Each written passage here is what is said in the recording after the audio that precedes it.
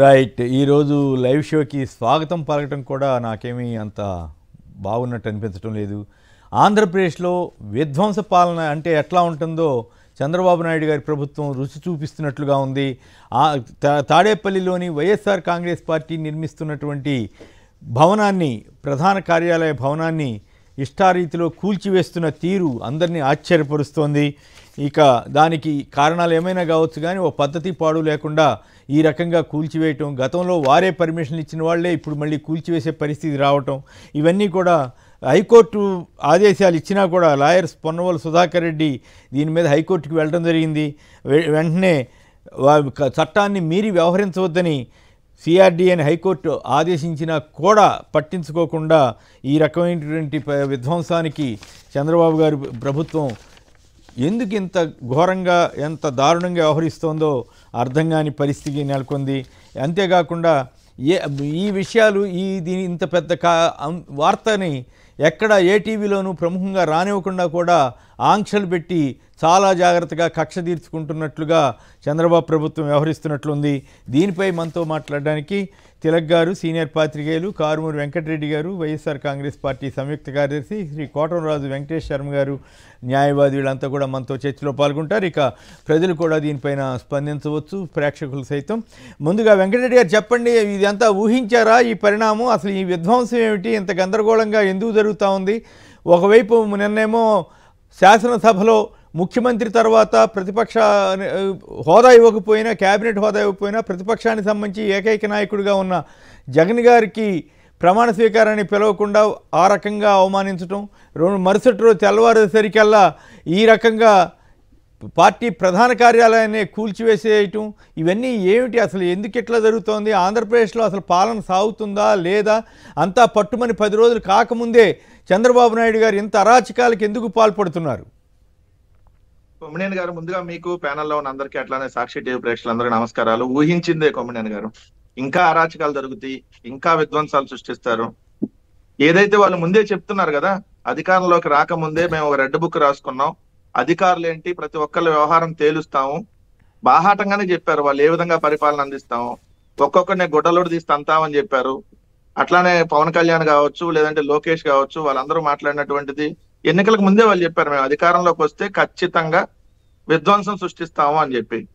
మరి ప్రజలైతే ఆ విధ్వంసం కోసం ఓటేశారని నేను అనుకోవట్లేదు. బట్ అది దేశవ్యాప్తంగా ఈవీఎంల మీద చర్చ జరుగుతుంది కాబట్టి నేనైతే దీన్ని ఈవీఎం ప్రభుత్వంగానే అభివర్ణిస్తాను. సో ఆ ఈవీఎం ప్రభుత్వంలో ఇంకా అరాచకాలు మనం చూడబోతా ఉన్నాం. నిన్న గౌరవ జగన్మోహన్ రెడ్డి గారిని ఏదైతే అవమానంగా ఆయన ధర్నం పెడుతుంటే కనీసం లేచి కూడా నమస్కారం చేయాలన్నటువంటి సంస్కారం లేనటువంటి సభ్యుల్ని కొంతమంది నిన్న మనం చూసాం. ఏదైతే ఆనవాయితీ ఏంటి, ముందుగా ముఖ్యమంత్రిగా ఉన్నటువంటి వాళ్ళు ప్రమాణ స్వీకారం చేస్తారు, దాని తర్వాత ప్రతిపక్ష నాయకుడికి ప్రమాణ స్వీకారంగా ఎమ్మెల్యేగా ప్రమాణ స్వీకారం చేసేటటువంటి అవకాశం ఇవ్వటం అనేది సభా సాంప్రదాయం. ప్రతిపక్ష పార్టీ అంటే ఈ రోజు జగన్మోహన్ రెడ్డి గారు అక్కడ ఆబ్వియస్లీ 40% ఓటింగ్ తో లార్జెస్ట్ పార్టీగా ఉన్నది వైఎస్ఆర్ కాంగ్రెస్ పార్టీ. సో అక్కడ ఉందంటే మిగిలినంతా పాలక పక్షమే కదా, అపోజిషన్ గా ఉంది కేవలం జగన్మోహన్ రెడ్డి గారే కాబట్టి జగన్మోహన్ రెడ్డి గారి ప్రమాణ స్వీకారానికి అవకాశం ఇవ్వాలి. కానీ అవకాశం ఇవ్వకుండా మంత్రులు, ముందట డిప్యూటీ సీఎం అంట, తర్వాత మంత్రులు అంట, దాని తర్వాత ఎప్పుడో జగన్మోహన్ రెడ్డి గారికి ఇచ్చారంట. దాన్ని మనం మళ్ళీ వాళ్ళు దాన్ని వేరే రకంగా మేమేదో జగన్మోహన్ రెడ్డి గారు వస్తుంటే కారు లోపలికి ఎలో చేసామని చెప్పి మళ్ళీ ఉల్టాగా మాటలు. జగన్మోహన్ రెడ్డి గారు వస్తున్నప్పుడు అక్కడ పబ్లిక్ ని ఎలో చేయకూడదు సార్, ఎందుకంటే అక్కడ ట్రాఫిక్ ని క్లియర్ చేయాలి. కానీ కొంతమంది తెలుగుదేశం మోకల్ని అక్కడ ఉంచి జగన్మోహన్ రెడ్డి గారు వస్తుంటే ఆయన మీద ఏదైనా నెగిటివ్ గా కామెంట్స్ చేసేటట్టుగా ఒక గుంపును అక్కడ పెట్టి అసెంబ్లీ బయట వాళ్ళు వ్యవహరించినటువంటి తీరును చూసాం. ఈరోజు నిన్న అసెంబ్లీలో వాళ్ళు వ్యవహరించినటువంటి విధానం చూసాం.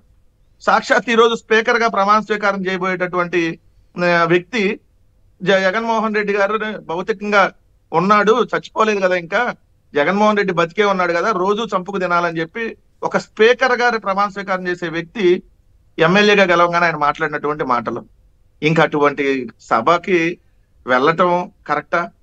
అసలు అటువంటి సభలో హుందాతనంగా వాళ్ళు వ్యవహరిస్తారు? ఎందుకంటే ఒక సభాపతిగా ఉండేటటువంటి వ్యక్తి ఒక అపోజిషన్ లీడర్ చచ్చిపోవాలని కోరుకుంటున్నాడు, రోజు చంపుకు తినాలి అని మాట్లాడుతున్నాడు. మరి అట్లాంటి అసెంబ్లీలకు వెళ్ళి ఏం చేయాలి? ఇది ఒక పాయింట్. 2, పక్కన మీరు ఇప్పుడు బుల్డోజర్లతో కూలుస్తున్నటువంటి కనపడతా ఉన్నాయి. నిన్న హైకోర్టు స్పష్టంగా చెప్పిన, హైకోర్టు ఆదేశాలను బేఖాతరు చేస్తూ పొద్దున్నే వెళ్ళి బుల్డోజర్లు ప్రొక్లైనర్లు మొత్తం తీసుకొని వెళ్ళి దాదాపుగా గంటన్నరలో కార్యక్రమం పూర్తి చేశారు సార్. అది స్లాబ్ దశలో ఉంది.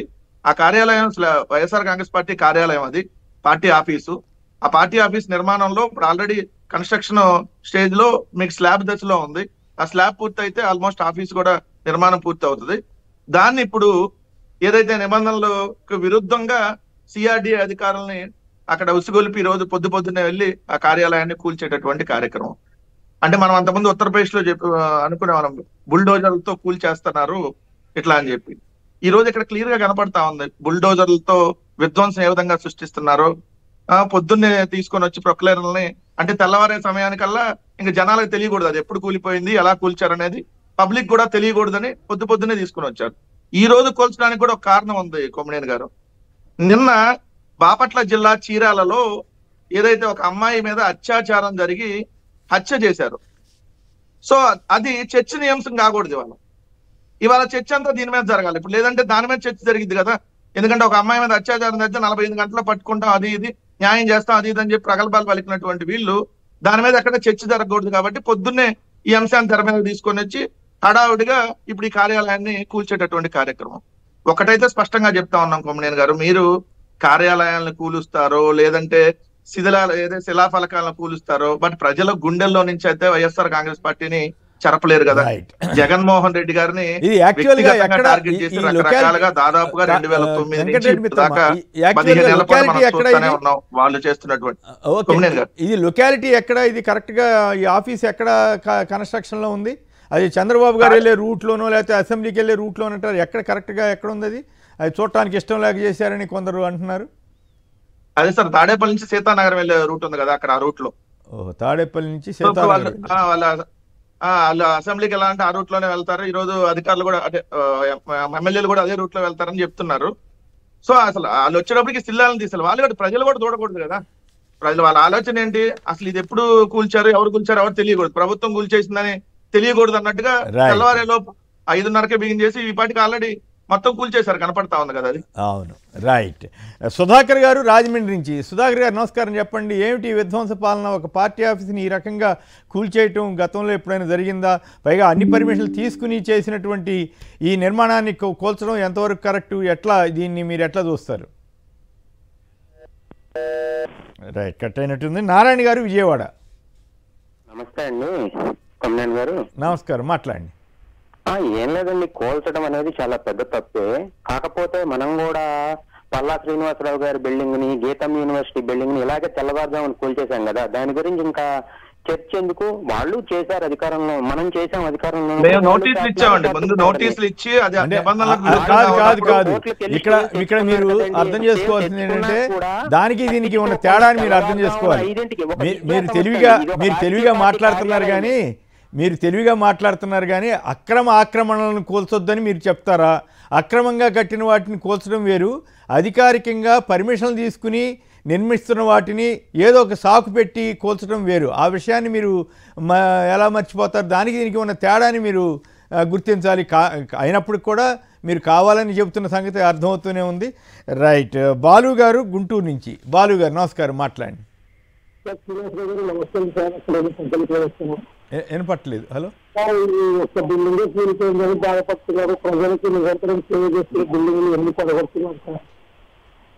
అర్థం కావట్లా.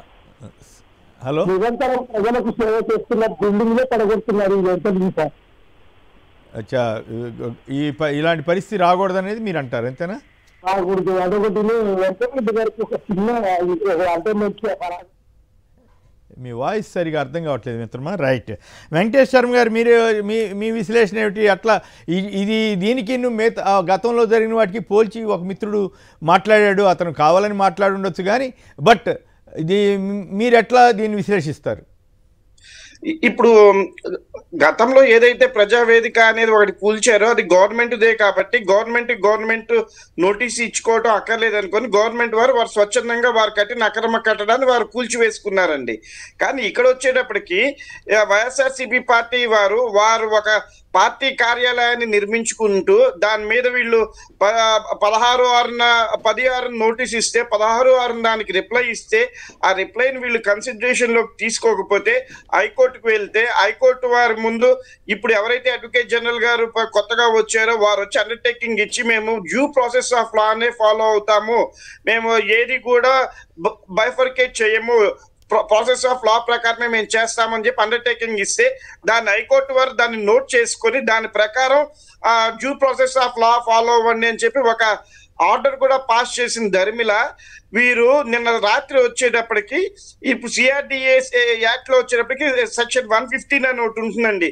ఏదన్నా అక్రమ కట్టడాలు ఏమైనా ఉంటే ముందు ప్రొవిజనల్ ఆర్డర్ పాస్ చేయాలి. ప్రొవిజనల్ ఆర్డర్ పాస్ చేసిన తర్వాత దాన్ని కన్ఫర్మేషన్ చేస్తూ ఫైనల్ ఆర్డర్ సెక్షన్ 115 క్లాస్ 3 కింద పాస్ చేయాలి.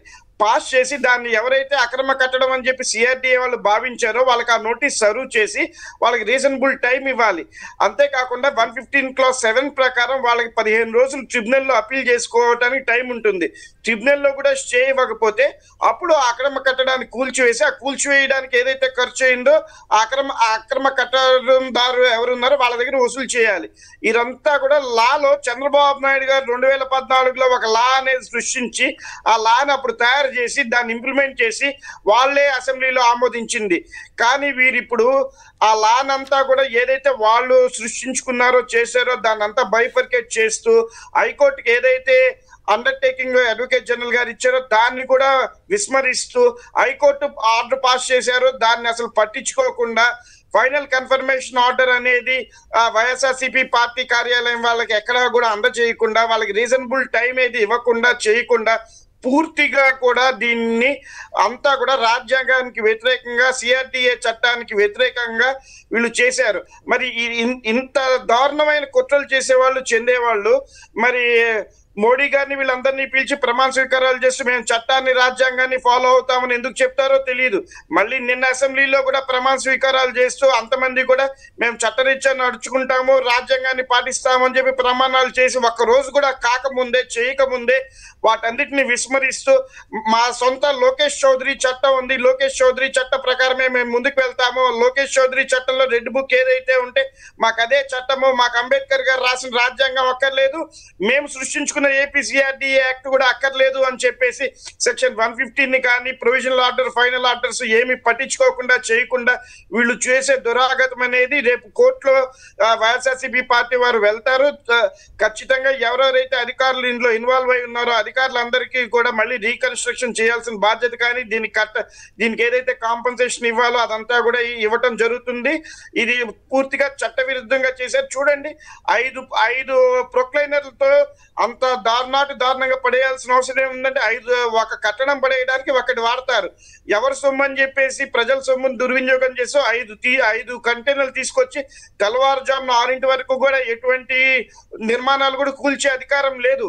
కానీ వీళ్ళు 5:30కే దాన్ని మొదలు పెట్టేసి 5:30కే కూల్చడం కూడా మొదలు పెట్టారు. ఇదంతా చూస్తుంటే అంబేద్కర్ గారి రాజ్యాంగానికి కానివ్వండి ప్రజా చట్టాలకు కానీ విలువ లేకుండా వీళ్ళు చేసే పద్ధతి అనేది ప్రజలందరూ గమనిస్తున్నారు. ఇది పూర్తిగా చట్ట విరుద్ధం. కొమ్మినేని గారు రైట్. సుధాకర్ గారు రాజమండ్రి నుంచి. సుధాకర్ గారు చెప్పండి, దీన్ని విధ్వంస పాలన అనాలా లేకపోతే ఇంకేమనాలి? ఇట్లా అడ్డగోలుగా చేస్తున్నటువంటి తీరుని మీరు సమర్థిస్తారా? నమస్కారం కొమ్మినేని గారు. నేను కాదండి, అన్నం తినేవాడు ఎవరు సమర్థించడండి. 1, 2 వీళ్ళు ఈ పరిస్థితుల్లోకి వస్తారని ఆది కాలంలోనే ఎలక్షన్స్ ముందే మేము ఊహించామండి. కారణం ఏంటంటే ఒక వ్యక్తి జగన్ నిన్ను అధపాతాలని తొక్కేస్తానన్నాడు. అతను అంత అహంకారంతో ఎందుకు మాట్లాడాడు, ఎలా మాట్లాడాడు అనేది వీటిని అన్నిటిని బట్టి అర్థమవుతుందండి. ఇకపోతే ఈ ఇందాక కాలర్ మాట్లాడుతూ అంటాడు, మీరు అక్కడెక్కడో కూల్చారు కదా గీతం యూనివర్సిటీ అంటాడు.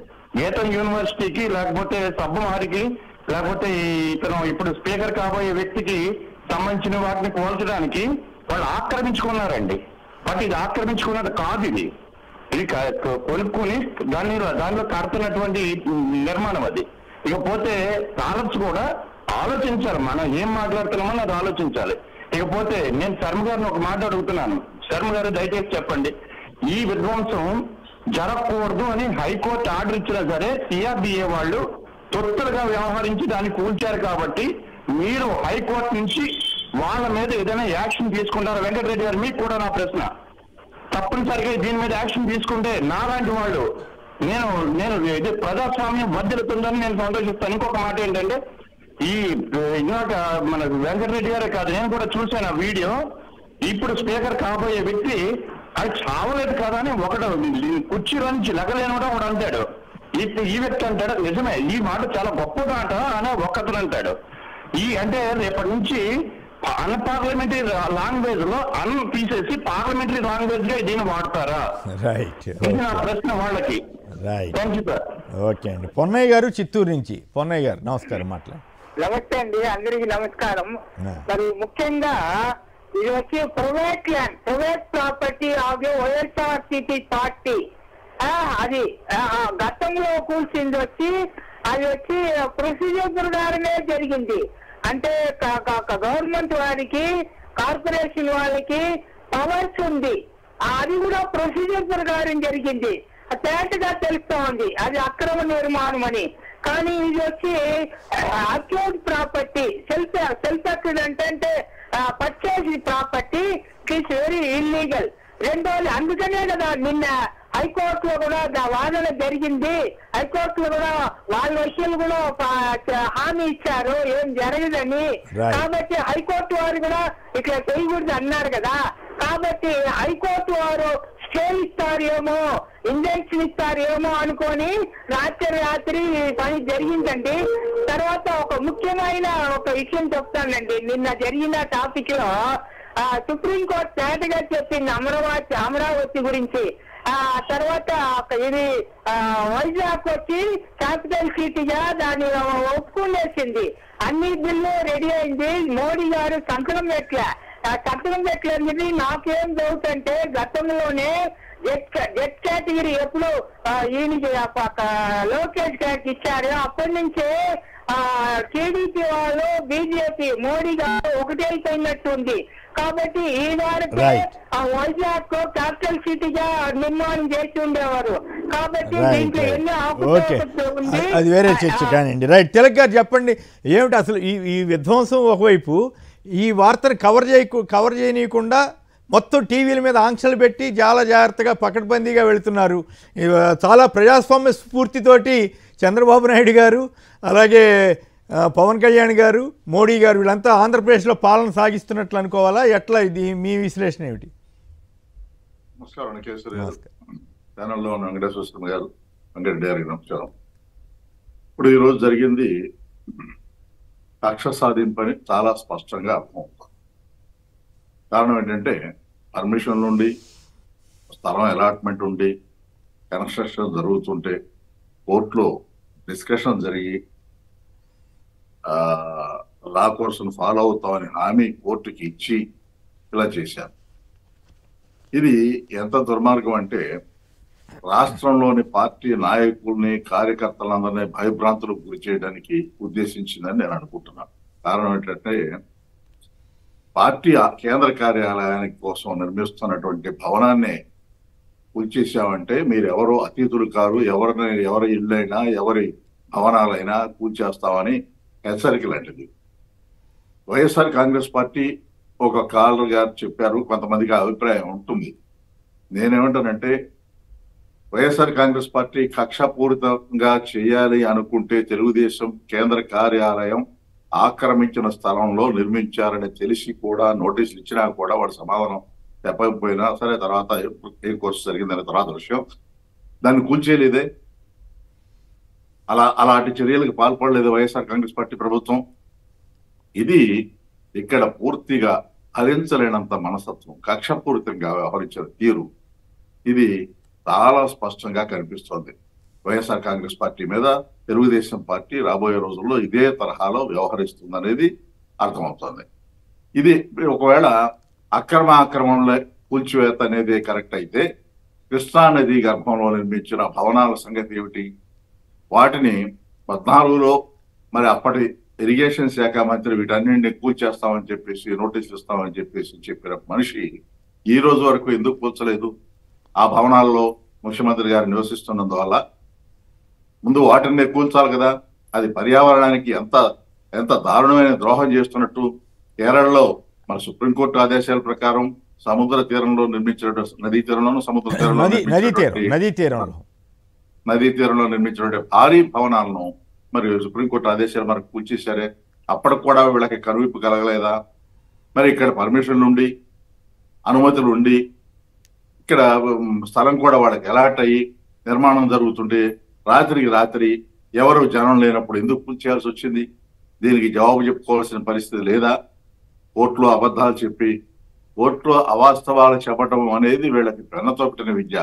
దానికి ప్రత్యక్ష ఉదాహరణే చంద్రబాబు నాయుడు గారు బెయిల్ కోసం నా గుండెకి చిల్లుబడింది, నా ఒంట్లో అన్ని రోగాలు ఉన్నాయని చెప్పి పిటిషన్ తీసుకుని పర్మిషన్ తీసుకుని బెయిల్ తీసుకుని ఆయన 24 గంటలు అంబులెన్స్ వెనకాల ఉండాలని చెప్పి ఆ కోర్టుకి అబద్ధం చెప్పి ఎలక్షన్ లో ఎలా తిరిగారో అంబులెన్స్ లేకుండా. ఇవన్నీ కోర్టుని ఆ కోర్టులో అవాస్తవాలు చెబుతారు, బయట అవాస్తవాలు చెబుతారు, ఇప్పుడు కూడా అలాగే చెబుతారు. ఇది పూర్తిగా కక్ష సాధింపు. వైఎస్ఆర్ కాంగ్రెస్ పార్టీ కక్ష పూర్తిగా వ్యవహరించలేదని చెప్పడానికి అది తెలుగుదేశం ఆఫీసు డొంక రోడ్డును ఆక్రమించి కట్టినా కానీ కోల్చకపోవటమే ప్రత్యక్ష తార్కాణం. అదే కాదు, ఇవాళ మరి అక్కడ వేదిక కూల్చేశారని చెబుతున్నారు. అది ప్రభుత్వ భవనం ఆక్రమణ స్థలంలో ఉంది, అది నదీ గర్భంలో ఉంది, అందువల్ల కూల్చేశారు తప్ప దానికి 2 రోజుల క్రితమే అక్కడికి వెళ్ళి ఆయన రోజు ఇంటి పక్క నుంచి చూస్తూనే ఉంటారు. అయినా ఒకసారి జనాన్ని వేసుకుని వెళ్ళి అయ్యో ఇంత అన్యాయం జరిగింది, ఇంత కూల్చివేత జరిగిందని మళ్ళీ ఒక డ్రామా క్రియేట్ చేయడం అనేది జరిగింది. ఇప్పటికీ నేనేమంటాను, అది కోర్టులో స్టే ఉండొచ్చు. ఈ ముఖ్యమంత్రి గారికి నిష్పక్షపాతంగా వ్యవహరించాలనే భావన ఉంటే ముందు నిర్మాణాల కూల్చివేత అనేది అక్కడ బిగిన్ చేయాలి. ముఖ్యమంత్రి గారి నివాసం ఉంటున్న ఇంటి దగ్గర కూల్చేయాలి. అక్కడి నుంచి మొదలుపెట్టి ప్రకాశం బ్యారేజ్ వరకు, ప్రకాశం బ్యారేజ్ నుంచి మళ్ళీ ఉండవల్లి వైపు ఉన్నటువంటి అటువైపు ఉన్నటువంటి 2 వైపులా ఉన్నటువంటి గట్టుకి ఆక్రమణలు కూల్చేయాలి. అలా చేయకుండా ఇక్కడ పార్టీ ఆఫీస్ అసలు నిజానికి హైవేకి అడ్డం లేదు, అది రాకపోకలకి అడ్డం లేదు. అది మరి ఎందుకు కూల్చారు అంటే కక్ష సాధింపు తప్ప మరొకటి కానే కాదు అని చెప్పేసి చాలా స్పష్టంగా చెప్పవచ్చు. ఈ రాష్ట్రంలో మంత్రులుగా ప్రమాణ స్వీకారం చేసిన వారి ఆక్రమణలు ఎక్కడున్నాయో ఇప్పుడు జాబితా తీస్తే ఎక్కడెక్కడ వీళ్ళు అక్రమంగా నిర్మించారో జాబితా తీస్తే చాలా వస్తాయి. అందువల్ల వాటన్నింటినీ ఎప్పుడు ఏనాడు కూడా వైఎస్ఆర్ కాంగ్రెస్ పార్టీ వాటి జోలికి వెళ్ళలేదు. ఇది క్లియర్ గా చాలా కక్ష కట్టి వ్యవహరిస్తున్న తీరుకి ఇది నిదర్శనం మాత్రం చెప్పాలి తప్పదు. రైట్. శేష్ కుమార్ గారు ఈస్ట్ గోదావరి నుంచి. శేష్ కుమార్ గారు నమస్కారం, మాట్లాడండి. హలో, అందరికీ నమస్కారం అండి. నమస్కారం. ఈ ముఖ్యమంత్రి ఒక రాష్ట్ర ముఖ్యమంత్రిని పట్టుకుని చంపేస్తే ఏం చేస్తాడు అన్న వ్యక్తి ముఖ్యమంత్రి అయిన పాలనలో మనం చేస్తున్నాం. అప్పుడు ఆయన అన్నాడా? అవును, ఆయన ఏదో ఉద్ధరించేస్తాడు, మారతాడు, ఏదో ప్రజలకు ఏదో మేలు చేస్తాడని ప్రజలు వచ్చేసరి అని ఇటువంటి విధ్వంసాలు చేస్తాడని ప్రజలు వచ్చేయలేదు. ఓకే. తర్వాత ఇది అక్రమ కట్టడం అనేది పక్కన పెడితే ఆయన నివాసం ఉన్నదే అక్రమ కట్టడం అండి. అవును.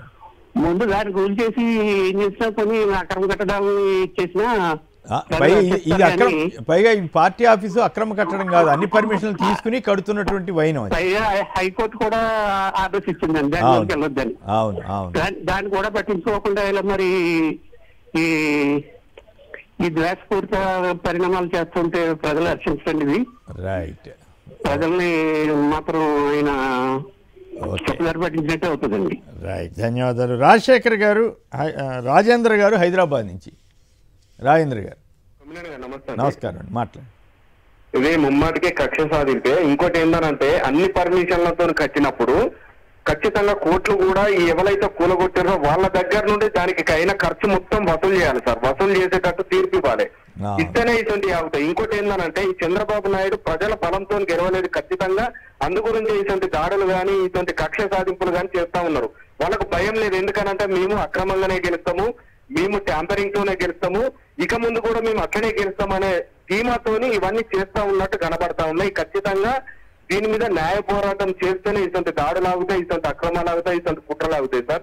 ఇది ఖచ్చితంగా వైఎస్ఆర్సీపీ దీన్ని సీరియస్ గా తీసుకొని ఇటువంటి అరికట్టాలంటే న్యాయ పోరాటం కానీ ప్రజల పోరాటం కానీ ఖచ్చితంగా చేయవలసిన అవసరం అయితే ఉంది సార్, ఖచ్చితంగా. రైట్. తిలక్ గారు ఇంకో మాట చెప్పండి. అసెంబ్లీలో ముఖ్యమంత్రి తర్వాత సహజంగానే ప్రతిపక్షంలో ఎవరుంటే వాళ్ళని తీసుకెళ్ళి వాళ్ళతోటి ప్రమాణ స్వీకారం చేయించాలి. అక్కడ కూడా ఈ రకంగానే వ్యవహరించడం ఎట్లా, దాన్ని ఎట్లా చూస్తారు? ఇప్పుడు ఆయన ప్రమాణ స్వీకారానికి మంత్రివర్గం తర్వాత జగన్మోహన్ రెడ్డి గారికి అవకాశం ఇచ్చాడు. అది పెద్ద మేలు చేసినట్టు. ఆయన అసెంబ్లీ అయిపోయిన తర్వాత అయినా స్పీకర్ దగ్గరికి వెళ్ళి ప్రమాణ స్వీకారం చేయొచ్చు. దానికి ఏం పెద్ద విశేషం లేదు. అందువల్ల దాన్ని ఏదో సానుభూతితో చంద్రబాబు నాయుడు గారు పర్మిషన్ ఇచ్చినట్టు దానికి ఒక కలర్ ఇచ్చి ఆయన సానుభూతితో ఉన్నారు అని భ్రమ కార్యకర్తల్లో, పార్టీ కార్యకర్తల్లో క్రియేట్ చేయడం కోసం చేసిన పని తప్ప ఆయన చివరిలో ప్రమాణ స్వీకారం చేసినా మొదట్లో చేసినా అట్లా కాదు కదా. పద్ధతి ప్రకారం అయితే సీఎం గారు చేసిన వెంటనే అపోజిషన్ పార్టీకి ఇవ్వాలి, అవకాశం ఇవ్వాలి. అలా చేయకుండా పైగా హుందాతనం అని ప్రచారం చేసుకుంటున్నారు. అది విశేషం. అపోజిషన్ గుర్తింపు లేదనే కారణం చెబుతారు. అది అది అది ఒక ఆస్పెక్ట్. నేనేమంటానంటే వాళ్ళకి నిజంగా జగన్మోహన్ రెడ్డి గారి మీద గౌరవం ఉంటే ఆయన ప్రమాణ స్వీకారంలో ఆయన ఏం తప్పు చెప్పలేదు. జగన్మోహన్ అన్నాడు. ఆయన జగన్మోహన్ అంటే జగన్మోహన్ రెడ్డి అనలేదు కాబట్టి వెనకాల నుంచి వెలగపూడి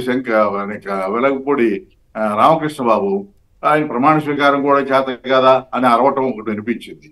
ఇది వీళ్ళకి ఆ అరాచక కార్యక్రమాల్లో పాల్గొన్న రామకృష్ణ బాబు గారు ఇలాంటి కామెంట్లు చేయడం పెద్ద విశేషమేం కాదు. ఆయన స్వభావం అంతే.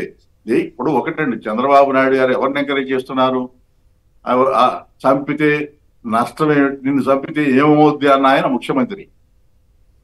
ఇది మనిషి చావలేదు, చచ్చే వరకు కొట్టాలని చెప్పిన మనిషి స్పీకర్. ఇదే తీరు, ప్రభుత్వాన్ని నడిపే తీరు ఇదా? శాసనసభను ఇటువంటి వాళ్ళని నడుపుతారా? అందువలన ఆయన స్వభావం తీరు అర్థమైపోతుంది. దాన్ని బట్టి రాబోయే రోజుల్లో ఎలా ఉంటుందనేది కూడా అర్థమవుతుంది. దీనికి తగ్గట్టుగానే వైఎస్ఆర్ కాంగ్రెస్ పార్టీ మరింత ఇంత సాధు స్వభావంతో జగన్మోహన్ రెడ్డి గారు ముందుకెళ్తే అంత ప్రయోజనం ఉంటుందని అనుకోను. ఆయన కూడా అగ్రెసివ్ గానే, ప్రజాస్వామ్యయుతంగానే నిబంధనల ప్రకారం పోరాటానికి శ్రీకారం చుట్టాల్సిన తరుణం ఆసనమైందని ఈ రోజు పార్టీ నిర్మాణంలో ఉన్న పార్టీ భవనాన్ని కూల్చేయడం ద్వారా రుజువు అవుతుందని నేను అనుకుంటున్నాను. రైట్. వెంకటరెడ్డి గారు చెప్పండి, మరి అసలు ఈ వార్తల్ని ఎక్కడ కవర్ చేయనీయకుండా చాలా పకడ్బందీగా ఆంక్షలు పెట్టి చాలా ప్రజాస్వామ్య స్ఫూర్తితోటి చంద్రబాబు గారి పాలన సాగుతోందని అనుకోవాలా? ఎట్లా ఈ పరిణామాన్ని ఎట్లా ఎదుర్కొంటారు? కొమ్మినేని గారు నన్నేనా? మిమ్మల్ని వెంకటరెడ్డి గారు. చెప్పేదానికంటే ముందు నిన్న ఏదైతే హైకోర్టు ఏదైతే మీరు చట్టవిరుద్ధంగా వ్యవహరించొద్దు అని చెప్పి క్లియర్ గా చెప్పిన తర్వాత మన వైఎస్ఆర్ కాంగ్రెస్ పార్టీ తరఫున లాయర్లు సిఆర్డిఏ కమిషనర్ కి, అట్లానే మంగళగిరి తాడేపల్లి మున్సిపల్ ఎవరైతే కమిషనర్ ఉన్నారో, మంగళగిరి తాడేపల్లి నగరపాలక సంస్థ కమిషనర్, ఆయన పేరు నిర్మల్ కుమార్, ఈయనకి ఆల్రెడీ లెటర్ పంపించి, ఇదిగోండి హైకోర్టు ఇచ్చినటువంటి ఉత్తర్వులు, ఇది లెటర్ పంపించి ఫోన్ కూడా చేసి చెప్పారు సార్. చేసిన తర్వాత ఆ నిర్మల్ కుమార్ గారు 2 ఫోన్లు స్విచ్ ఆఫ్ చేసుకున్నాడు. ఎవరైతే తాడేపల్లి మంగళగిరి మున్సిపల్ కమిషనర్, నగరపాలక సంస్థ మున్సిపల్ కమిషనర్ గా ఉన్న నిర్మల్ కుమార్ కి రాత్రి వైఎస్ఆర్ కాంగ్రెస్ పార్టీ 9:40 పంపించాం సార్ లెటరు. 9:40 లెటర్ పంపించి అమ్మంటే ఫోన్ చేసి, ఇదిగోండి హైకోర్టు ఇచ్చినటువంటిది, ఇవి హైకోర్టు ఇచ్చిన దాని ప్రకారం మీరు ఎటువంటి కూల్చివేతలు చేయడానికి లేదు అని చెప్పిన తర్వాత స్పష్టంగా తెల్లారిపాటి 5:30కి స్టార్ట్ చేశారు సార్. అంటే రాత్రి అది చెప్పగానే ఆయన ఎమ్మట్లే వాళ్ళకి చేసి చెప్పుంటాడు, ఇట్లా లెటర్ కూడా పంపించారు, ఫోన్ కూడా చేసి చెప్పారని చెప్పి ఆల్రెడీ చంద్రబాబు నాయుడు గారు వాళ్ళకి ఇన్ఫార్మ్ చేసి ఉంటారు. చేయగానే నువ్వు ఫోన్ స్విచ్ ఆఫ్ చేసుకుని పెట్టు, తెల్లారిపాటికి అది కూల్చేద్దామని చెప్పి వాళ్ళకి చెప్పారు. చెప్పగానే తెల్లారిపాటికి కూల్చివేతలు స్టార్ట్ అయింది. ఇది చంద్రబాబు నాయుడు గారు ఆ ఉండవల్లిలో ఆయన ఉండేటటువంటి ఆ కరకట్టలో ఉండే అక్రమ నివాసం నుంచి తెలుగుదేశం పార్టీ ఆఫీస్కి వెళ్ళాలంటే ఇదే రూట్ నుంచి వెళ్ళాలి. అంటే ఇక్కడ వైఎస్ఆర్ కాంగ్రెస్ పార్టీ కార్యాలయం పూర్తి అయిపోతే రోజు అక్కడ జగన్మోహన్ రెడ్డి గారి బొమ్మ, వైఎస్ఆర్ కాంగ్రెస్ పార్టీ కార్యకర్తల యాక్టివిటీస్ అన్ని కనపడతా ఉంటాయి కాబట్టి ఆయన వెళ్ళే దారిలో చూడలేడు కాబట్టి అక్కడ ఆఫీస్ ఉండకూడదు దారిలో. ఇది వాళ్ళ టార్గెట్. ఫస్ట్ టార్గెట్ ఏంటంటే ఆ దారిలో చంద్రబాబు నాయుడు గారు తెలుగుదేశం పార్టీ ఆఫీస్కి వెళ్తాడు. 2 గుంటూరు నుంచి వచ్చేవాళ్ళు, అంటే తాడేపల్లి పరిసర ప్రాంతాల నుంచి వచ్చేవాళ్ళు అసెంబ్లీకి వెళ్ళాలి అని అంటే ఇదే రూట్ నుంచి వెళ్ళాలి, అసెంబ్లీకి వెళ్ళాలన్న. చంద్రబాబు నాయుడు గారు ఉండవల్లి నుంచి టీడీపీ ఆఫీస్కి వెళ్ళాలి అని అంటే ఇదే మార్గం నుంచి వెళ్ళాలి. అందుకని ఈ మార్గంలో వైఎస్ఆర్ కాంగ్రెస్ పార్టీ గుర్తులు కానీ ఆనవాళ్లు కానీ ఏమీ ఉండకూడదు. సో అందుకని రాత్రికి రాత్రి వాళ్ళు నిర్ణయం తీసుకొని తెల్లారి 5:30కి స్టార్ట్ చేసి కూల్చివేతల కార్యక్రమం స్టార్ట్ చేశారు. అంటే ఒకసారి ప్రజానీకాన్ని కూడా గమనించమని చెప్తా ఉన్నా, ఇది అక్రమ కట్టడం కాదు. పర్మిషన్స్ తీసుకునే నిర్మాణాలు జరిగినాయి. సో దీని ఆల్రెడీ హైకోర్టులో ఉన్న దాని మీద హైకోర్టు ఎటువంటి చర్యలు తీసుకోవద్దు అని చెప్పిన తర్వాత కూడా అర్ధరాత్రి హుటాహుటిగా వాళ్ళంతా నిర్ణయం తీసుకొని తెల్లారికి ప్రొక్లైనర్లు బుల్డోజర్లో తెప్పించి ఇక్కడ లేకపోతే అందుబాటులో గుంటూరు నుంచి తెప్పించారంట సార్. ఎంత విడ్డూరం చూడండి. గుంటూరు విజయవాడ నుంచి కూడా ప్రొక్లైనర్లు అన్ని తెప్పించి కూల్చివేత కార్యక్రమం చేశారు. సో నేను ఒకటైతే స్పష్టంగా చెప్తా ఉన్నా, ఇలాంటి విధ్వంసాలు ఇంకా అనేకం చూడబోతా ఉన్నాం ఈ ప్రభుత్వంలో. మెంటల్ గా ప్రిపేర్ అవ్వాల్సిందే. అనేక రకాల దాడులు చేస్తారు, అనేక రకాలుగా టార్గెట్ చేస్తారు, అనేక రకాల కేసులు పెడతారు. సో ఏదో ఒక విధంగా వైఎస్ఆర్ కాంగ్రెస్ పార్టీని భయభ్రాంతులకు గురి చేయాలి, ఎవరు నాయకులు కార్యకర్తలు యాక్టివ్ గా ఉండకూడదు అనేది వాళ్ళ టార్గెట్. సో ఆ టార్గెట్ లో భాగంగా ఇప్పుడు అధికారంలోకి వచ్చి పట్టుమని 10 రోజులు కూడా కాలేదు, కాకుండానే ఇన్ని రకాల విధ్వంసాలకు చేస్తున్నారు. అసలు వాళ్ళు ప్రమాణ స్వీకారం చేయకముందే ఆఫీసులను కూలుస్తారు, దాడులు చేస్తారు, చంపేస్తారు, రకరకాలుగా రోడ్డు మీద కత్తులు తీసుకొని పొడుస్తారు. ఇన్ని రకాల విధ్వంసాలు మనం చూసాం. ఇంకా అనేక రకాలుగా వీళ్ళు చేస్తారు. ఇవైతే క్లియర్. బట్ మనం ప్రజాస్వామ్యతంగానే వెళ్దాం. న్యాయస్థానాలు ఎక్కడ న్యాయం జరిగితే పై న్యాయస్థానానికి వెళ్తాం.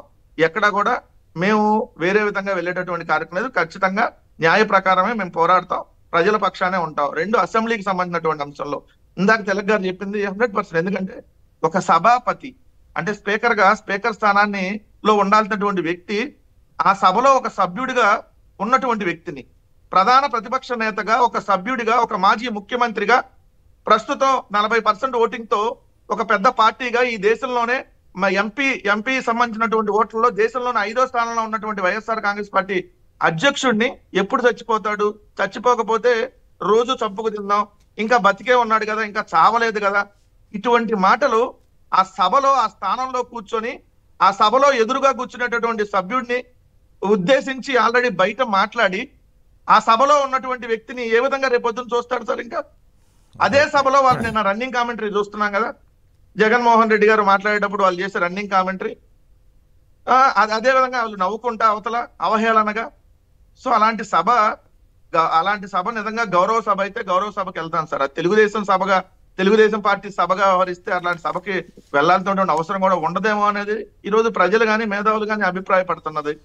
సో అలాంటి స్పీకర్ కి వెళ్ళి మేము గౌరవం ఇచ్చి, అయ్యా మనం చంపుతానంటున్నటువంటి వ్యక్తి, చచ్చిపోలేదన్నటువంటి వ్యక్తిని వెళ్ళి మేము చేయబట్టుకొని ఆయన దగ్గరికి వెళ్ళి స్పీకర్ గా మిమ్మల్ని మేము ప్రతిపాదిస్తున్నామని అంటే ఇది అసలు అది ఊహించడానికే బాగుండదు కదా. అసలు అలాంటి చేయటం అవసరమా? సో అందుకనే ఈ రోజు దానికి వెళ్ళట్లేదు అసెంబ్లీకి కూడా. సో పులివెందుల్లో జగన్మోహన్ రెడ్డి గారు కార్యకర్తలు నాయకులతో సమావేశాలకు సంబంధించి ఈ రోజు వెళ్తా ఉన్నారు. ఒకటైతే స్పష్టంగా చెప్తాను సార్, మిమ్మల్ని ఇదే విధంగా అసెంబ్లీలో 2014-17 మధ్యలో ఇదే విధంగా ఎంతకంటే అవహేళనగా జగన్మోహన్ రెడ్డి గారిని పట్టుకొని నువ్వు మగాడివైతే మా సభ్యుల్ని పట్టుకొని అరే పాతేస్తా నా డాష్, ఇదే బోండావమ్మ ఆ రోజు కొడాల నాని గారిని ఉద్దేశించి ఇన్ని రకరకాలుగా అవహేళన చేసి చనిపోయినటువంటి రాజశేఖర రెడ్డి గారి మీద వీళ్ళు అసెంబ్లీలో చేసిన ఇవన్నీ చూసి మా దగ్గర నుంచి వెళ్తున్నటువంటి 23 మందిని తీసుకొని 4 మంత్రి పదవులు ఇచ్చి వాళ్ళే ఎదురుగా కూర్చొని తిట్టించేటటువంటి కార్యక్రమాలు ఇన్ని చూసినాక మేము ప్రజాక్షేత్రంలోకి వెళ్ళి ప్రజల్లో 3648 కిలోమీటర్ల పాదయాత్రలో ప్రజల సమస్యల్ని ఏ విధంగా మేము అడ్రస్ చేసామో చూశారు. అదే విధమైనటువంటిది మళ్ళీ మేము బలమైనటువంటి ప్రతిపక్షంగా ఈ రోజు కూడా ఉన్నాం, వెళ్తాం. వీళ్ళు ఎన్ని రకాల దాడులు, ఎన్ని రకాల కుట్రలు, ఎన్ని రకాలుగా దౌర్జన్యాలు చేసి అక్రమ కేసులు పెట్టుకున్నా కూడా ఎక్కడా కూడా తగ్గేటటువంటి అంశం ఉండదు. మీరు ఎన్ని రకాల కేసులు పెట్టుకుంటే అంత బలంగా మేము పోరాడతాం. ఈ రోజు వైఎస్ఆర్ కాంగ్రెస్ పార్టీ మొన్న చాలా మంది అంటున్నారు సార్, ఏది తెలుగుదేశం వాళ్ళు ఇంకా వైఎస్ఆర్ కాంగ్రెస్ పార్టీ పని అయిపోయిందని చెప్పి. నేను ఒకటే మాట చెప్తా, వైఎస్ఆర్ కాంగ్రెస్ పార్టీ జగన్మోహన్ రెడ్డి గారి పని అయిపోయిందని ప్రతిసారి మేము పైకి లెగుస్తానే ఉన్నాం. జగన్మోహన్ రెడ్డి గారు కాంగ్రెస్ పార్టీకి రాజీనామా చేస్తే ఇదే మేధావులు ముసుగుల్లో ఉన్న కొన్ని ఛానల్లో అరే జగన్మోహన్ రెడ్డి గారు సోనియా గాంధీని ఎదిరించి రాజీనామా చేశాడా, ఈయన పని అయిపోయింది అన్నారు. ఏమైంది? 5,45,000 ఓట్ల మెజార్టీతో ఎంపీగా ఎన్నికై అదే పార్లమెంట్ లో గల వినిపించాం. ఆ పార్లమెంట్ లో గల వినిపించకూడదని చెప్పి వైఎస్ఆర్ కాంగ్రెస్ పార్టీ ఉండకూడదని చెప్పి ఏదైతే 16 నెలలు జగన్మోహన్ రెడ్డి గారిని జైలుకు పంపినా చిరునవ్వుతో బయటకు వచ్చి 67 సీట్లతో బలమైనటువంటి ప్రతిపక్ష హోదాతో ఆ రోజు మేము ప్రజల పక్షాన పోరాడాం. మా దగ్గర నుంచి 23 మంది ఎమ్మెల్యేలు తీసుకుంటే అయ్యా జగన్మోహన్ రెడ్డి గారు పని అయిపోయింది అన్నారు. ఏమైంది? ఒక్కడే నడుచుకుంటా వెళ్ళాడు. దాంతో లక్షలాది మంది, కోట్లాది మంది జగన్మోహన్ రెడ్డి గారు వెనకాల నిలబడ్డారు, వెనకాల నడిచారు. 151 సీట్లతో మాకు అధికారం ఇచ్చాం. ఒక బలమైనటువంటి నాయకత్వం ఈ రోజు కూడా ఉన్నాం. మేము ఒక మంచి పరిపాలన అందించాం. మేము ఈ రోజు మంచి పరిపాలన అందించి ఈ రోజు గర్వంగా చెప్తా ఉన్నాం, మేము ఓడిపోయి ఉండొచ్చు, అది మీరు ఏ విధంగా గెలిచారో, నైతికంగా గెలిచారా, అనైతికంగా గెలిచారా, అది అది ఏ విధమైనటువంటి దేశవ్యాప్తంగా చర్చ జరుగుతుంది అనే దాని మీద వెళ్తే, మేము ఈ రోజు ఎక్కడా కూడా మంచి చేయకుండా మేము ఓడిపోవాలా, మంచి చేసాం, ఆ మంచి రోజు క్లియర్ గా కనపడుతుంది. మేము చేసినటువంటి తీసుకొచ్చినటువంటి పథకాలకు మీరు పేర్లు మార్చుకుంటా ఉన్నారు. ఈ రోజు మేము తీసుకొని వచ్చినటువంటి కార్యక్రమాలకు మేము 3,000 ఇస్తే 4,000 ఇస్తాము, మేము 10,000 ఇస్తే 15,000 ఇస్తాం, మేము 15,000 అమ్మఒడికి ఇస్తుంటే మేము ముగ్గురికి ఇస్తాం. ఈ రకమైనటువంటి మీరు ఏదైతే మాట్లాడారో వాటన్నిటి మీద మేము ఈ రోజు ప్రజలకు నెరవేర్చే అంశంలో బలమైనటువంటి ప్రజాపక్షంగా మేము గొంతు వినిపిస్తాం. జగన్మోహన్ రెడ్డి గారి పని అయిపోయిందని అనుకున్న ప్రతి ఒక్కరికి మళ్ళీ చెప్తా ఉన్నాం, ఎంతకు మించినటువంటి విజయాన్ని 151 సీట్లతో ఆ రోజు ఏదైతే మేము గెలిచాం అంతకు మించినటువంటి విజయాన్ని మళ్ళీ 2024-29 ఎన్నికల్లో అందుకోవడానికి బలమైనటువంటి ప్రజాపక్షంగా వెళ్తాం. ఎక్కడా కూడా తగ్గేది లేదని మాత్రం స్పష్టంగా చెప్తా ఉన్నాం. రైట్. హనుమంతరావు గారు ఒంగోలు నుంచి. హనుమంతరావు నమస్కారం, మాట్లాడండి. ఇదేంటి, ఇది విధ్వంస పాలన అనాలా, ఇంకేమనాలి? ఇట్లా చేయటం పద్ధతేనా? ఇంత సీనియరు 74 ఏళ్ల వయసులో చంద్రబాబు నాయుడు గారు ఇలా కక్షపూరితంగా వ్యవహరించడం ద్వారా ఈ రాష్ట్రాన్ని ఎటువైపుకి తీసుకెళ్తున్నారు? ఏం కదా ఇదేం సార్, ఇంకా చాలా ఉండదు. వాళ్ళు అసలు అదే పనిలో ఉన్నారు. అదే పనిలో ఉన్నారా? అదే పనిలో కాదు. నిన్న ఒక అతను వాదన చేస్తాడు, దసరా లోపలంట పంపిస్తారంట జైలుకి. ఓ, ఇంకా అవన్నీ కూడా చేస్తారనమాట. దసరా లోపలంట ఆయన మాట్లాడటం ఏంటంటే అసలు ఎప్పుడు మాట్లాడాడు అన్నాడు. నేను చూపించిన తర్వాత అంటాడు తప్పే ఉంది. వాళ్ళు చాలా మాట్లాడారు. ఓకే, సరే. ఇక అడగోలు పంచాయతీ చేయదలుచుకున్నప్పుడు ఇక అవన్నీ అట్లాగే ఉంటాయి కదా. రైట్. మరొక కమలాకర్ గారు తెనాలి నుంచి. కమలాకర్ గారు నమస్కారం, మాట్లాడండి. నమస్కారం, మాట్లాడండి. అక్కడ ఉన్న వాళ్ళందరికీ నమస్తే. నిన్న జగన్మోహన్ రెడ్డి గారు ప్రమాణ స్వీకారం చేస్తున్నప్పుడు జగన్మోహన్ అని చదివారు. అవును. తర్వాత తిరిగి మళ్ళీ జగన్మోహన్ రెడ్డి అని నేను మళ్ళా చదువుతాను.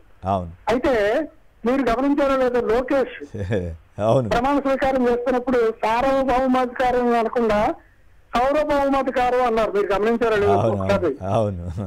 మరి అదేంటండి? అవును, అంటే ప్రస్తుతం వాళ్ళకి అధికారం ఉంది కాబట్టి అట్లా అది కప్పిపుచ్చి ఇది ప్రచారం చేస్తానికి ప్రయత్నం చేస్తారు. ఏం పెద్ద ఇష్యూస్ కాదు కానీ, బట్ ఇది సోషల్ మీడియాలో ఇది ఒక టెంపర్గా మారింది. రైట్. జైకర్ గారు విసనపేట నుంచి. జైకర్ గారు నమస్కారం, మాట్లాడండి. ఈ విధ్వంసం గురించి మీరేమంటారు? రైట్, కట్ అయినట్టు. పెద్దలందరికీ, వెంకటరెడ్డికి, అట్లాగే మన శర్మ గారికి, తిలక్ గారికి అందరికి నమస్కారం అండి. అట్లాగే సాక్షి ప్రేక్షకులకి అనలేమని మీకు తెలుసు. అందరినీ అన్ని ఎక్కడ పెడితే అక్కడైతే ఛానల్స్ అన్ని ఆపేశారు.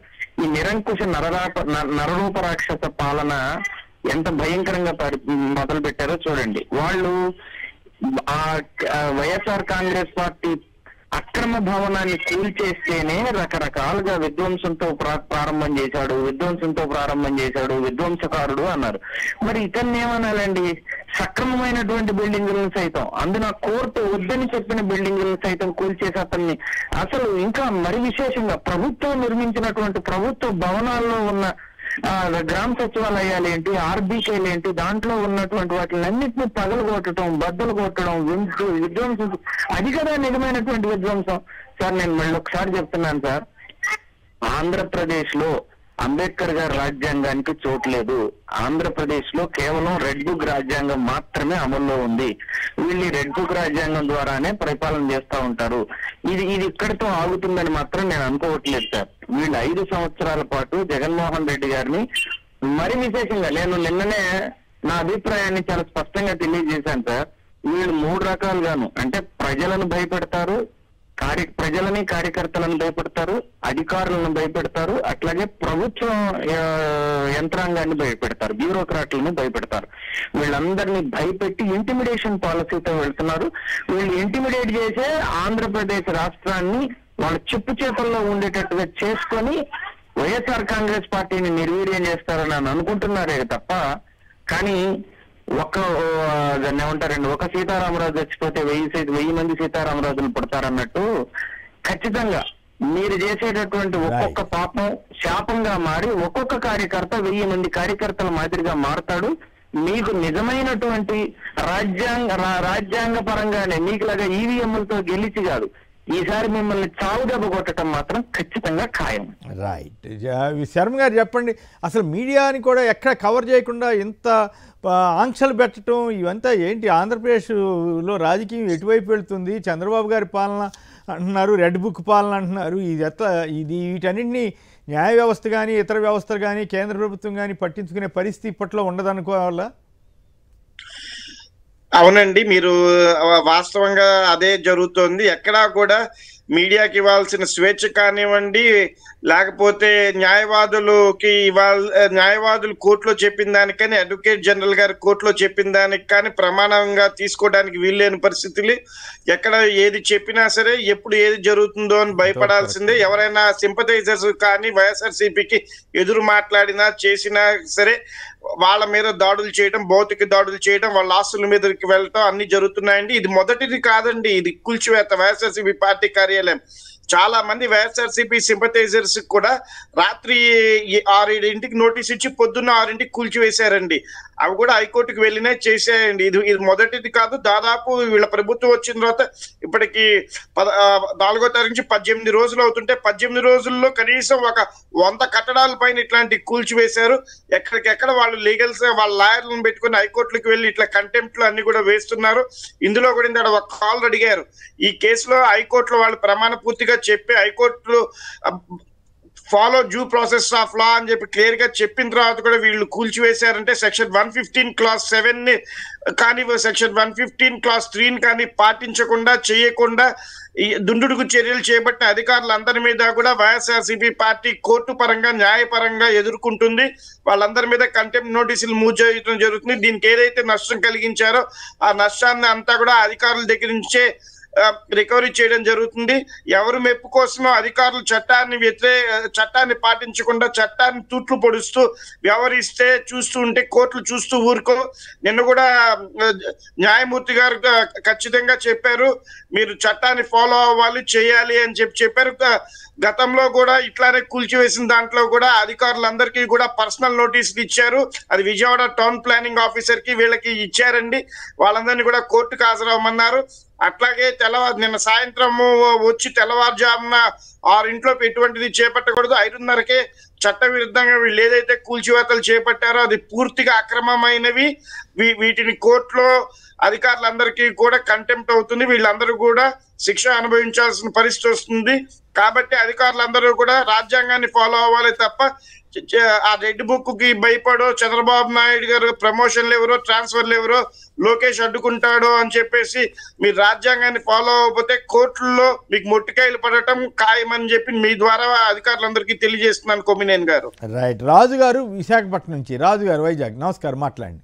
సార్ అక్కడ ఉన్న పెద్దలందరికీ నమస్కారం అండి. కొమ్మినేని గారు నమస్కారం సార్. సార్ ఒక్కటి ఏటవుతుందంటే మన జగన్ గారు మాట్లాడడం మొదలు పెట్టాలండి.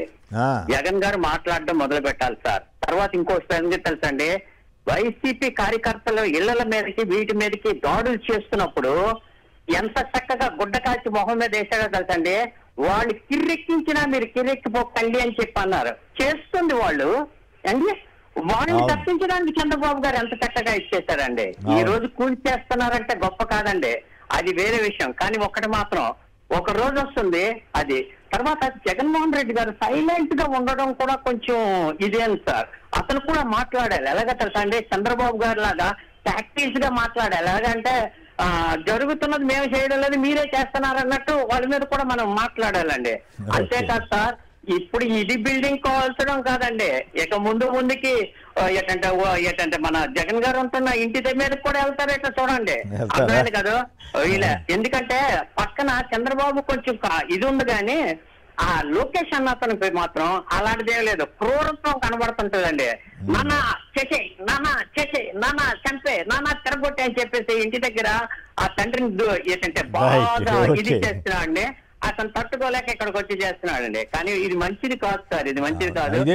ఎవరు శాస్త్రం కాదు కదా, అధికారం ఎవరు మనుషులే శాస్త్రం కాదు, అధికారం అంతకంటే శాస్త్రం కాదు. మనుషులు చూడండి ఆఖరికి ఎలా పరిస్థితి వచ్చిందంటే అదేదో బిల్డింగ్ కూర్చారని ఈ బిల్డింగ్ కూల్చేస్తారా సార్? దానికి దీనికి సంబంధం ఉంది. అదేమో అక్రమంగా నదీ గర్భంలో ఉన్నటువంటి ప్రభుత్వ అది టెంట్ లాంటిది, అది కూడా పెద్ద దానికేం కన్స్ట్రక్షన్ ఇవన్నీ వ్యవహారం కదా, అది తీశారు. అది దానికి దీనికి ఏం సంబంధం? ఇది ప్రైవేట్ ప్రాపర్టీ, ప్రైవేట్ పార్టీకి సంబంధించినటువంటి ప్రాపర్టీ. దాన్ని ఎట్లా ఒగ్గాటన కడతారు అర్థం కాదు. పోనీ ఘాటన కట్టారు, అది విధ్వంసం అన్నప్పుడు నువ్వు చేయకూడదు కదా. నువ్వు అంతకంటే డబుల్ విధ్వంసం చేయటం ద్వారా నువ్వేం సందేశం ఇచ్చావు? నువ్వు అంటే విధ్వంసం చేయటం ద్వారానే నేను కక్ష తీర్చుకుంటానని చెప్తున్నావా? ఇదేం పద్ధతి ఇది? మరి ఆ విధ్వంసాన్ని ప్రచారం చేసినంత పచ్చి అబద్ధాలనే కదా దీన్ని బట్టి అర్థమవుతా ఉంది. రైట్. అరుణ్ గారు నెల్లూరు నుంచి. అరుణ్ గారు నమస్కారం, మాట్లాడండి. నమస్కారం సార్.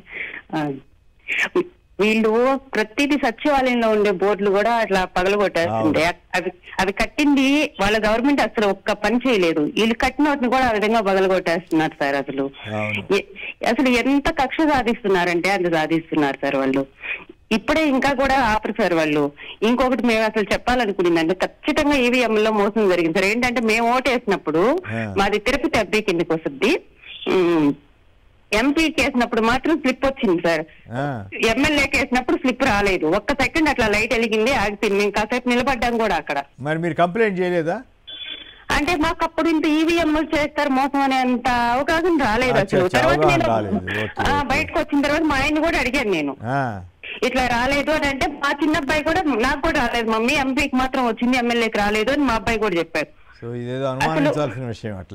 నిజంగా సార్. మళ్ళీ నేను ఇంకా తర్వాత కూడా కొంతమందిని ఎంక్వైరీ చేశాను. మా చెల్లిలో ఒక అమ్మాయి ఇక్కడ వాళ్ళకి వచ్చి ఆత్మకూరు నియోజకవర్గం వస్తుంది, ఎమ్మెల్యే వచ్చి, ఎంపీ వచ్చి నెల్లూరు వస్తుంది అనమాట. మాకు వచ్చి సర్వేపల్లి తిరుపతి వస్తుంది. ఆ అమ్మాయి అడిగితే అమ్మాయికి కూడా 2 స్లిప్పులు రాలేదంట అసలు. 2 స్లిప్పులు రాకపోతే వాళ్ళ ఆయన తెలుగుదేశం చేశాడంట. ఆ అమ్మాయి వాళ్ళ ఆయన అడిగితే వాళ్ళు తెలుగుదేశం చేయమని పంపించారంట ఇంట్లో వాళ్ళు. ఈ అమ్మాయి అంటే కొంచెం వైఎస్ఆర్సీపీ అంటే అభిమానం కాబట్టి అమ్మాయి వేయలేదు. వేయకపోయేసరికి ఏం జరిగిందంటే వాళ్ళు వచ్చిన తర్వాత ఇంక వాళ్ళ ఆయన అడిగితే మళ్ళీ మేము అట్లా ఏమన్నాం కదా ఎందుకంటారని అమ్మాయికి అసలు 2 స్లిప్పులు రాలేదండి.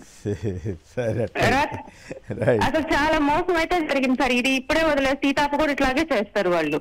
వాళ్ళు ఇలా చేసి గెలిచి కూడా వాళ్ళంత విధ్వంసం చేస్తున్నారంటే జగన్ అన్న కూడా గుర్తు. ప్రజల్లో ఏమి ప్రజలు మిగతా మీలాగానే మిగతా వాళ్ళు కూడా ఆలోచిస్తున్నారా? ఏమిటి దుర్మార్గం, ఏమిటి ఈ విధ్వంసం అని అనుకోవటం లేదా?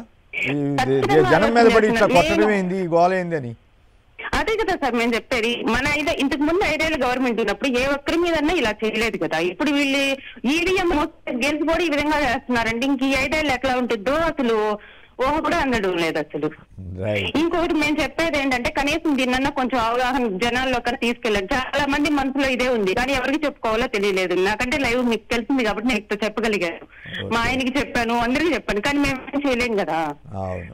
ఎవరు ఇప్పుడు దీన్ని ఆధారాలు ఇవన్నీ తీసుకురావాలంటే అది అయ్యే పని కాదు. ఎలక్షన్ కమిషనే ఎలన్ మస్క్ లాంటి వాళ్ళు చెప్పిన తర్వాత ఒక కమిటీ వేసి ఇది పారదర్శకంగా ఉంది, దీంట్లో తప్పులేం లేవు అని రుజువు చేయకపోతే సహజంగానే అందరికీ అనుమానాలు వస్తాయి. తిలక్ గారు చెప్పండి, ఆమె చెప్పిన వాదనతోటి మీరు ఎట్లా చూస్తారు ఆ విషయాల్ని? శ్రీనివాస్ గారు, ఎన్నికల అక్రమాలు ఇది ఒక ఆస్పెక్ట్. ఎన్నికల కమిషన్ నిష్పాక్షికంగా వ్యవహరించిందా? అది ప్రధానమైన ప్రశ్న. ఎన్నికల కమిషన్ నిష్పాక్షికంగా వ్యవహరించలేదు. వాళ్ళు తెలుగుదేశం పార్టీ పట్ల పక్షపాతంతో వ్యవహరించారని అనేక దృష్టాంతాలు బయటకు వచ్చినాయి. సరే, చంద్రబాబు నాయుడు గారు స్థానిక సంస్థల ఎన్నికలప్పుడు ఎలక్షన్ కమిషనర్ CEO దగ్గరికి వెళ్ళి గొడవ చేసి బెదిరించిన సంగతి చూసాం. జగన్మోహన్ రెడ్డి గారు అలా చేయలే. అది ఒక ఆస్పెక్ట్. ఇలా జరిగినాయి, చాలా చోట్ల అక్రమాలు జరిగినాయి.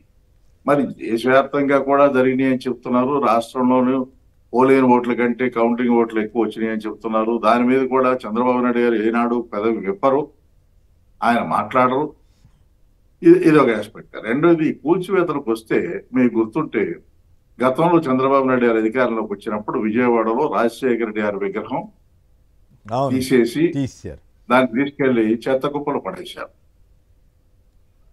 ఆయన మనస్తత్వం అది.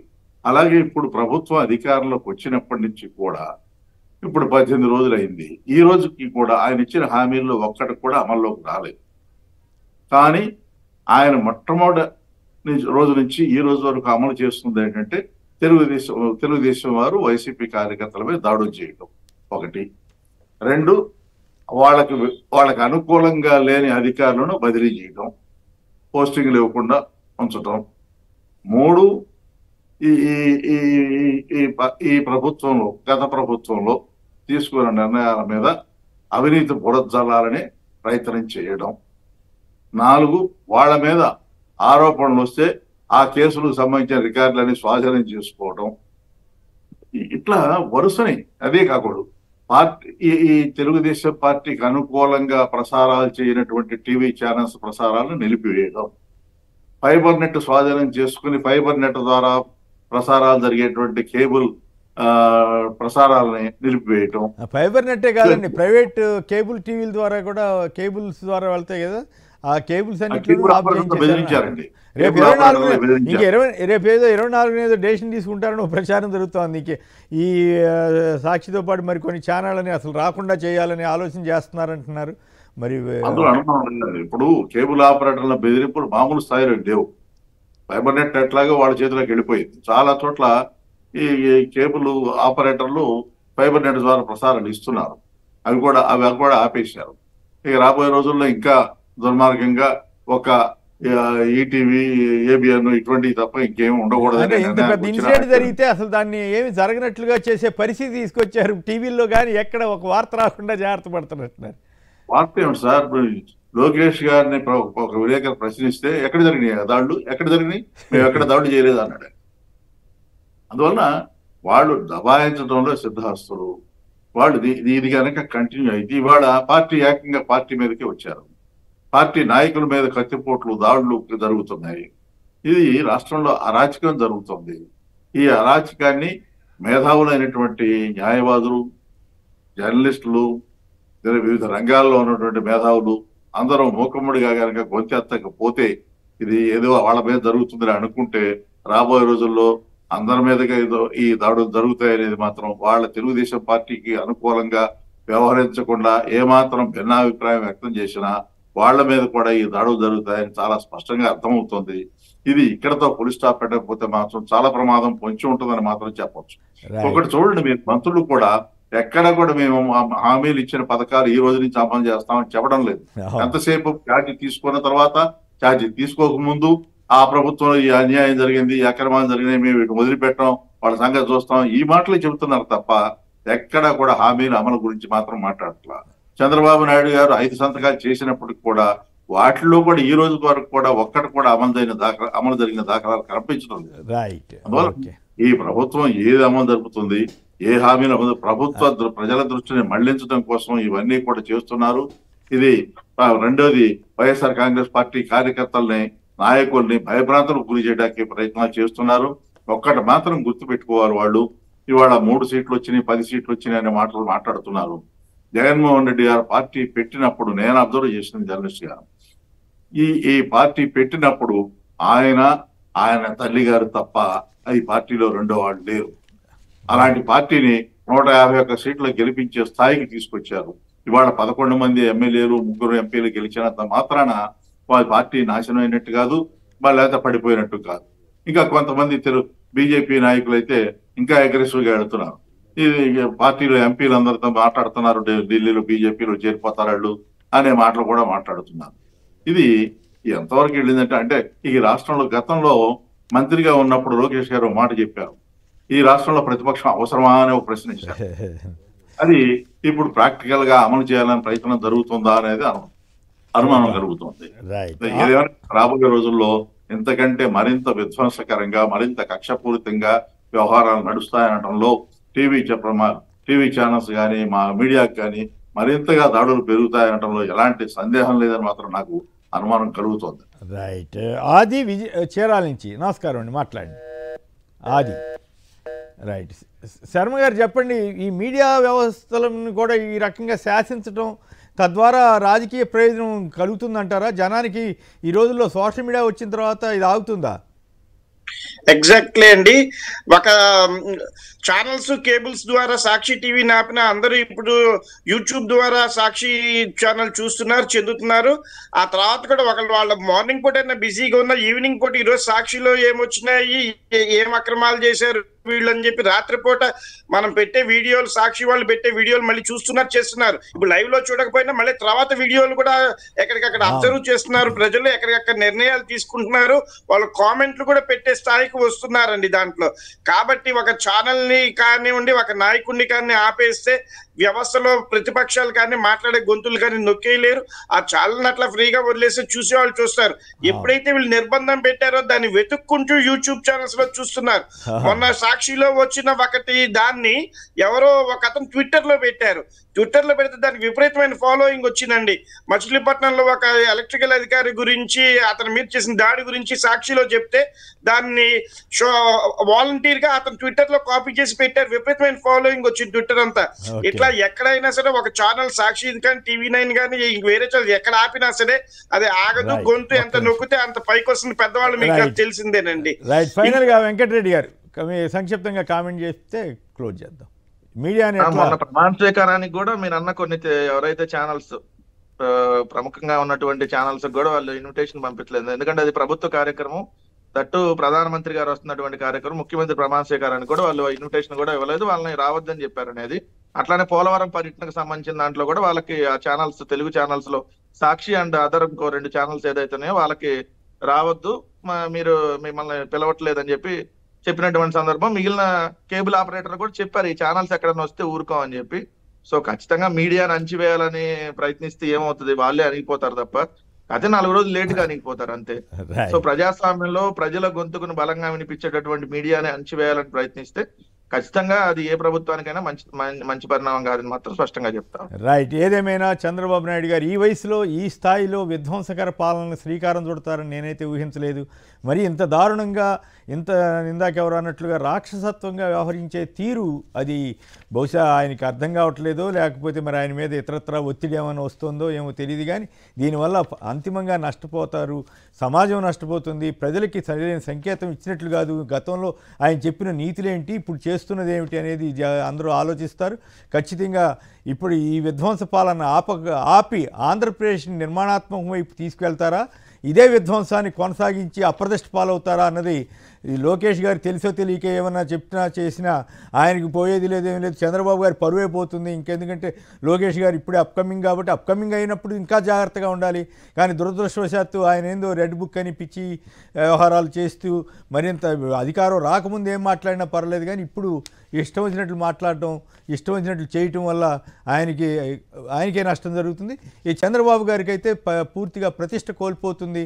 ఎవరి మీదైనా కక్ష తీర్చుకునే అధికారం ఉంది కదా అని చెప్పి ఎవరి మీదైనా కక్ష తీర్చుకోవచ్చు, ఏమైనా చేయొచ్చు, విధ్వంస పాలన చేయొచ్చు అనుకుంటే అది పొరపాటు. అది ఆయన వయసుకి కానీ ఆయన హోదాకి కానీ ఇన్నేళ్ల అనుభవానికి కానీ పూర్తిగా మచ్చదేస్తుందని చెబుతూ ఇప్పటికైనా ఇలాంటివి మానుకోవాలని మాబోటి వాళ్ళందరం విజ్ఞప్తి చేస్తున్నాం.